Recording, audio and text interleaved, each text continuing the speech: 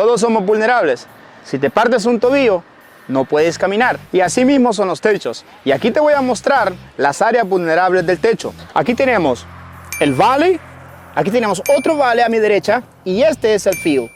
Y esta es la zona más vulnerable de un techo. Es vulnerable porque en esta zona tenemos la mayor concentración de agua. Tenemos caída de aquí, caída de este valley, y al reunirse el agua, pues claro, en esta zona se vuelve más vulnerable. Tenemos filtración de agua. Si no tiene el suficiente sellador, permite que se filtre el agua. Ahora no solamente tenemos el valley dañado, también tenemos la madera dañada aquí. ¿Ya? La cual ahora se tiene que reemplazar. Si necesitas ayuda para un trabajo profesional en tu techo, contáctanos.